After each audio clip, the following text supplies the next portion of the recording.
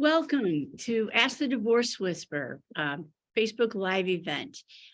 My name is Marta Papa, and I'm your host for this live event. And we meet the first and the third Friday of every month at 1 p.m. On the Divorce Whisperer Facebook. And I interview an expert on divorce on these Fridays. And I ask them the following question. If you had to give only one piece of advice to somebody that you really care about, and you're worried about, who's facing divorce, what would that piece of advice be? The goal here is to demystify divorce and to help people kind of see what it's like, what it's going to be like on the other side, and inform them about experts that they may need to get to the other side. But today we're doing a first time ever. Previous client of mine who I helped get divorced a few years ago. And he's got a great story to tell with a really happy ending. And I'm so excited to talk to him. So you can see somebody who came out the other side and is living a better life, because that's my goal for my clients. So let's go ahead and let you meet him. His name is Michael Bentheimer. You can say hi, Mike. Hello, everybody. And thank him for taking the time to join us at Vulnerability to talk about his story.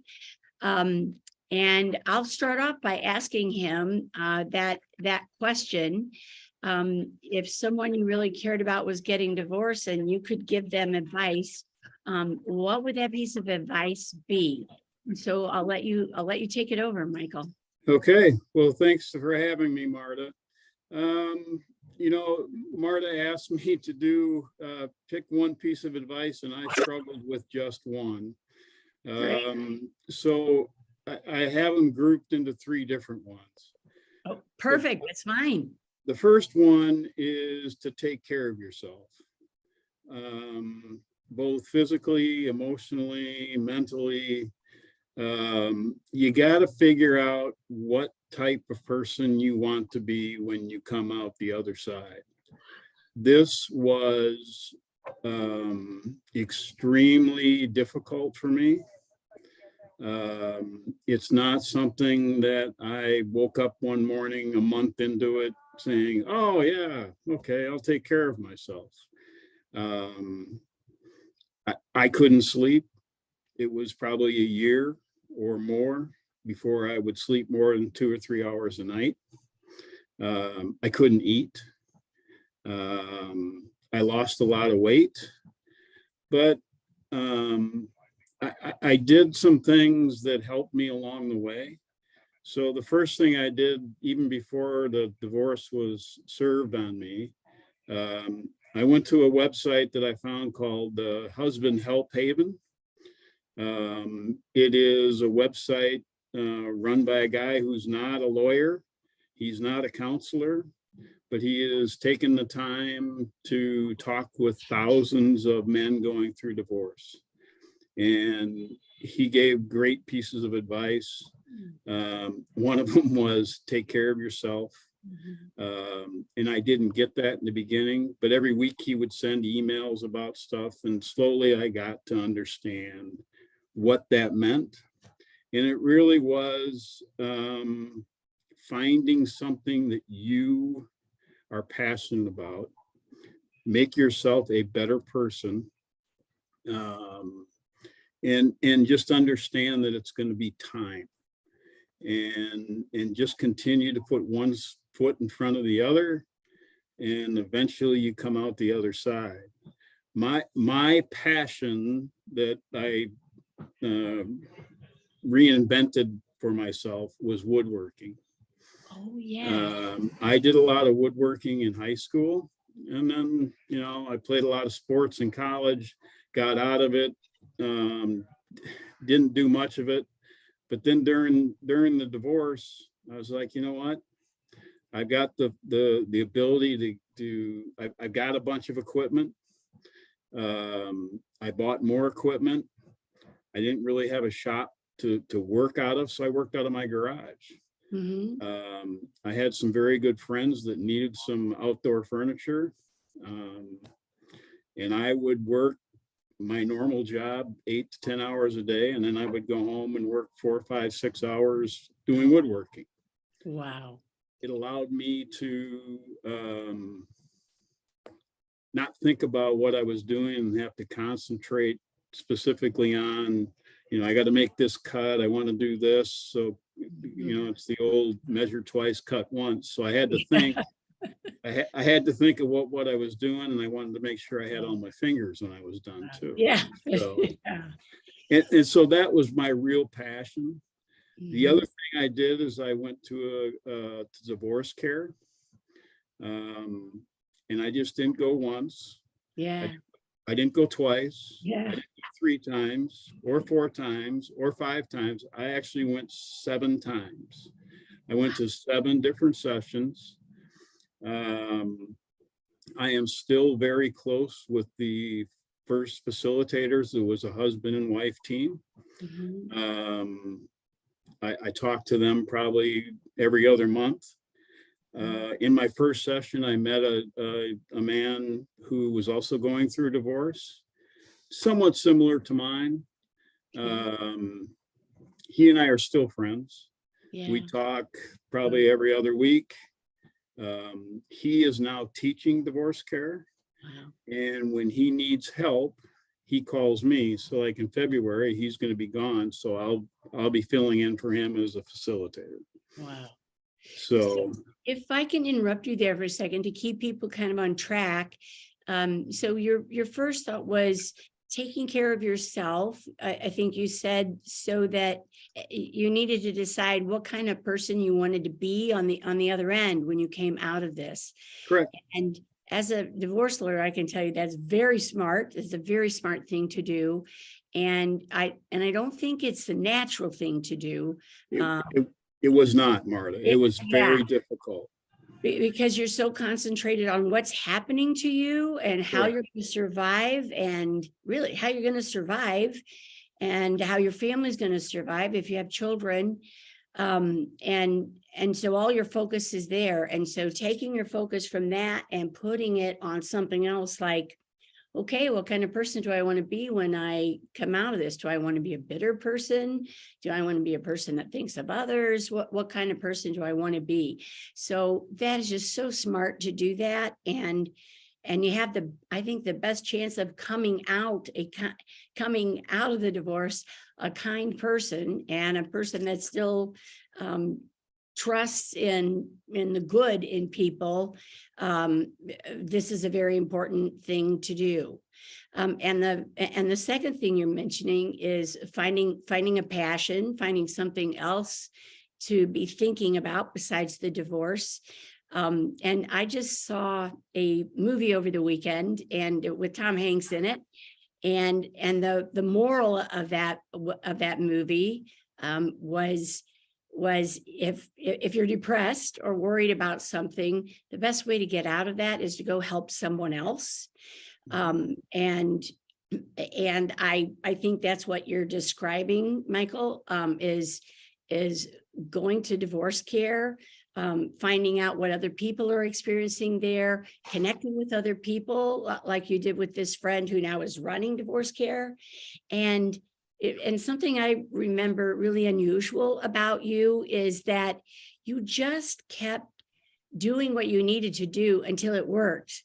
I would say most clients do it once, and if it doesn't work, they come back in and say, okay, now what? But you just kept doing what I told you to do. You kept doing it until it worked, and it did work. It did It work. did work. You just Yeah. had to do it a lot of times. So I think you're an inspiration. In just that one way, you're an inspiration of, you just keep doing it until it works, and focus on other people and other things that you like, and getting a hobby out of it, I think is great. And I think you're still doing that hobby, aren't you? I am. I'm actually in the process of building a shop, or going to start building a shop. so that I can do that as my retirement gig. Yeah. Wow, that's awesome. Yeah. That's great. So, and the other passion I had was I haven't always had dogs, but in the last 15 years I have had. And I did a lot of work with my dogs. So I had a chocolate lab who was 100 pounds, and he was a gentle giant. I could take him anywhere and see anybody without a leash. Wow. And he was my buddy, and he Yeah. was, the guy when I was alone and sad, he knew it. And he'd go bark at the door or do whatever, and he and I'd go for a walk. I remember you talking about long walks, like 2 hours or 3 Or hours. more. Yes. And I would think, oh my goodness, I couldn't walk that long, alone with the dog. And that was really consoling for you. It was very, when I first started this process, I would literally walk 14 to 16 hours every weekend. I would leave early in the morning, and he and I would go to a park, and we would walk the trails and walk in the woods and walk in the fields and just walk. And he was there the whole time. And what did that do for you? It just allowed me to really kind of appreciate what I had. Yeah, I thought a lot about what I was going through, but it allowed me to do some soul searching on my own. I was not blameless in the divorce. And, I came to realize that and understand that, part of the divorce was probably my fault. And what did I want to do to fix that if an opportunity ever came up again? And so that's what I used it for, just to relax, kind of clear my mind, but also give myself an opportunity to say, buck up a little bit and figure out what you did wrong and fix it. So it sounds like you did a lot of self-reflection. Absolutely. While you're walking and planning about, well, how do I want my life to turn out? Correct. Yeah. Correct. And Yep. so tell everyone how long has it been since you've been divorced? August of 20. Okay. And it actually started in late 17, but because of the pandemic and everything. But August of 20 is when the divorce was final. Okay. And quite honestly, by that time, it was a non-event. Right. I knew it was coming. I was pretty well on the path of where I wanted to be by that time. Great. So when the paperwork came in the mail, it came in the mail, and I put it in the file and just kept moving on with life. Once it was final, there was some things I wanted to do that I had not done for myself in a very long time. I made a very large purchase. I bought myself a pickup truck. And I had planned that for a year. So I did some of that, and I bought some more woodworking equipment, but it was just a non-event. So yeah, what a great thing to share with people, that it can get to that point, because I think when you're in the midst of it, it's hard to think that it could be a non-event. It's hard to think that it's ever going to end. Correct. Yeah. So make it end. Just make it be over it. Make it end. There were many times that I sat in your office with you, ranting and raving, quite honestly, but I had to get it out. And that kind of leads me to my second point is, if you do the things that are right all the time. And this one was easy for me. That's just kind of the way I'm built. Even though I was in an emotional state, I'd always take a step back and say, is this really what I want to do? Do I want this to be my legacy? Yeah, probably not. So I can wake up every morning, go to bed every night with with no regrets of how I acted, what I did and didn't do during the divorce, or what I did or didn't say, or what I didn't say. Sometimes I wanted to. Yeah. Mhm. And one of the things I'm most proud of is my boys. I never talked badly about my ex to them. I didn't tell them what was going on, blow by blow. I kept preaching to them that they needed to have a relationship with their mom. No matter what happened, she was still their mom. Yeah.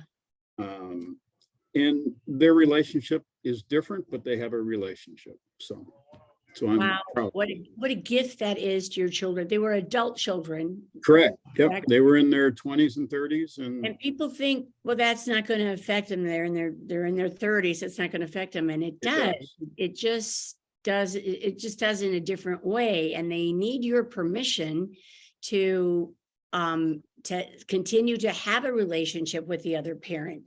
Kids, even 30, 40-year-olds need your permission, and they're looking for that. They don't ask for it out loud. They don't know, but they need that. And when you give that to them, it is just a gift on a silver platter that they don't have to take sides. They can have a mom and a dad and whatever relationship they want with those two separate people, but it's two separate relationships, and they don't need to explain anything to you. right. And that's what they need. That's what you gave them what they need. And even now,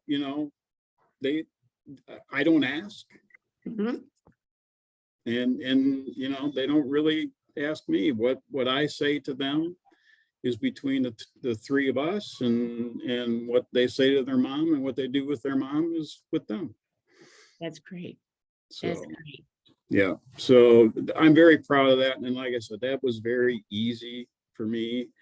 Because doing the right thing is very important to me. Yeah, and that is a legacy. That really is a legacy. And most people don't think the divorce could be a legacy for them. And it is, and you're proof of that. You're proof of that. Yep. So, and then the last one, it kind of goes along with the first one about taking care of yourself and I struggled with this in the beginning, probably.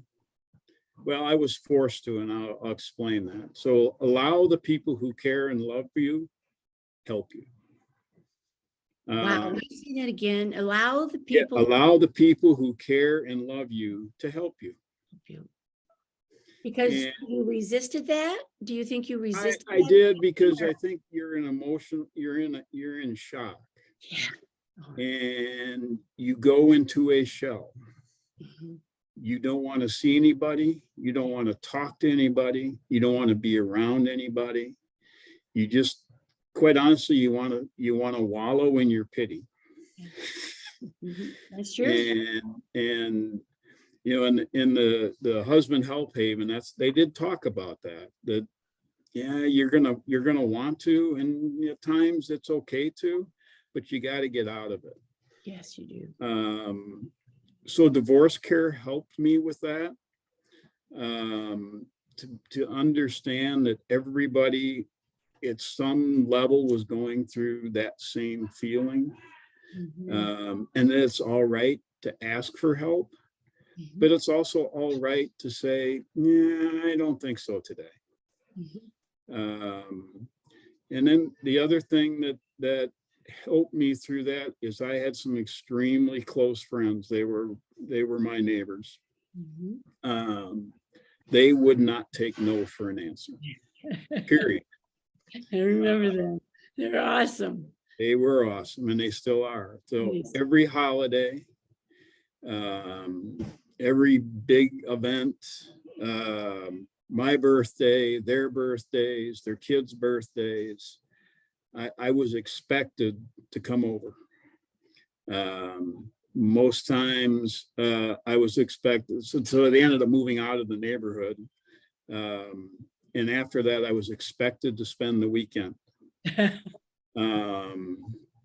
I would get a pass for where they live for a month at a time. And I was expected to show up. They would show up unexpectedly. How did that help you? How did that help you?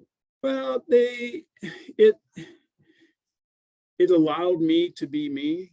And if I wanted to cry, which I did a lot of, they were okay with that. If, they just let me express myself however I needed to at the time. They didn't judge. They didn't bash my ex. They listened to me. They provided advice, which quite honestly was sometimes very hard to hear. They helped me form, or at least make me think about what I wanted to be and why I wanted it to be that way. And, pointed out some faults, pointed out a lot of times, a lot of good things that I was, because you don't believe it. Yeah. You don't believe you're a good person. You don't believe that sometime in the future, somebody actually could care about you again. You don't believe it. Yeah. I mean, you're that low emotionally. So. And they help supply that for you. All the time. We can't do it ourselves. No. So allowing, I would get emails from them like 2 or 3 times a week, just checking in. How you doing? What's going on? Are you coming out this weekend? Those type of things. And a lot of times it wasn't anything all that big, but we would have laughs too. And there was one that kind of got me on the road. So the husband went to a football game with their daughter, and Sandy stopped by and said, "Hey, we're going out to dinner." It's like, I don't want to go out to dinner. She said, "Yeah, we're going to go eat pizza." Well, we went to their favorite pizza place that her and Matt went to all the time, and we had pizza. Really no big deal. But on the way out, she goes, "I'm sure the tongues are wagging in the back. Who's Sandy with?" So she's stepping out. Look out. That got me laughing. Matt came home, and he started laughing when he heard the story. And yes, when they went back the next time, Sandy was asked, "Who's that guy you were with the other night?" So, but it allowed me, an emotional release. And they were always there for me. And even their girls, who were teenager and in their 20s, were there for me in the same way. You deserve that. That's great. Everybody, if you can latch on to somebody that cares about you like that, boy, do it. And the other thing is like Steve from Divorce Care. We would, we met once a week, but we would talk probably 3 days besides that day. Wow. We would just text back and forth. How you doing today? Hey, remember, things will be okay. That type of thing. Yeah, so it looks like you did let that care in. So that's I did. Eventually I did. And if this is kind of passing it forward for me. Yes. If somebody, it's not going to happen right away, but if you do allow those people to help you, it will help in your recovery. Yeah. And so can you share with people where you are today? Because you are on the other side of the divorce. I am. And like I said, that the August of 20 was kind of a non-event, and I was still not ready to date. I just wasn't. And it took me another year before I decided maybe I'll try this. So my friends fixed me up with somebody. I went on a date. It was fine. Nothing really fancy. I mean, we didn't go on a second one. And then in a very weak moment, in October of 21, I was flipping through my email, and there was something about Missouri singles. Mm. And I started filling it out. And then I was like, you know what? I'm not ready for this. So I got out of it. 20 minutes later, somebody from Missouri Singles called me. And so I reluctantly completed the rest of the app. It's a little different than, the online dating. This is actually a matchmaker. I went in for an interview, background check, the whole thing. Had dates with a couple of other ladies. No real spark. And quite honestly, I was looking for somebody I could go to dinner with or go to a movie with. I wasn't looking for anything long-term at that point. Early in January of 22, I got the name of a lady. She had lost her husband and she was kind of looking for the same things. We seemed pretty compatible. We had our first date on January 7th. And one thing led to another. And quite honestly, we're getting married this coming April. Oh, that's great. That is so good. Yeah, and we bought a house together. Oh, no. You didn't think this could ever happen to you again? No. Get one love and that's it, right? Yep. And we are so happy. We bought a house together. She's got 3 kids, 4 grandkids. I've got 2 kids, 1 grandchild. The kids get along great. I love them. They love me. Mine love her. It's just everything fell into place. Every time we thought we were going to hit a bump in the road or we should slow down, something happened and it happened just right. So. And so you have a wedding planned, and I've just looked at the time. We'll have to wrap up pretty soon, but you have a wedding planned in the next couple of months. Correct. A vineyard wedding. Wow. A vineyard wedding. Yes. How neat that is. And you never thought you had a second chance. Never thought I would. And it's been awesome. That is so great. That is so great. And so if I can do it, anybody can do it. I'll be honest with you. That's wonderful to hear. That's wonderful to hear. You just have to go through the steps, get to the end, have some time of peace, and then and you don't even have to be looking for a spouse. Correct. It can just be company, or you're just open to it, and it happens. It did. Absolutely. And you're kind of a different person. It sounds like you're kind of that man that you wanted to be at the end. And so that's what you have to offer people. Correct. Yeah. I'm better version of yourself. Correct. Yeah. I found that I communicate better. Both positively and things that bother me. I'm more open to listening. We share a lot of the same things that we like. She's a big sports fan, so she loves the Cardinals, and I love baseball, and we love the outdoors, and she got me into bike riding and that type of stuff. So we love doing things together. That's wonderful. That's a wonderful comeback story. It is.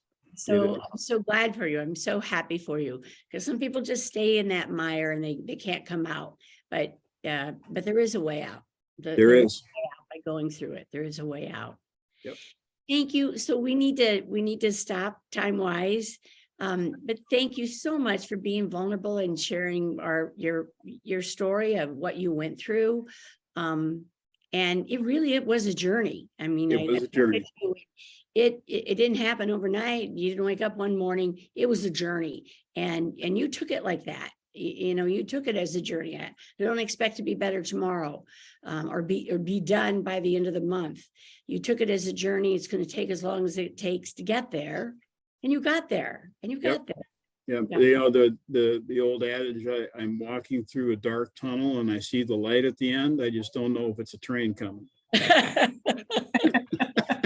But it wasn't a train. It wasn't a train. That's right.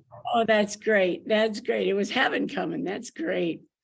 Well, thank you so much. We appreciate your honesty and, like I say, your vulnerability. Thank you so much.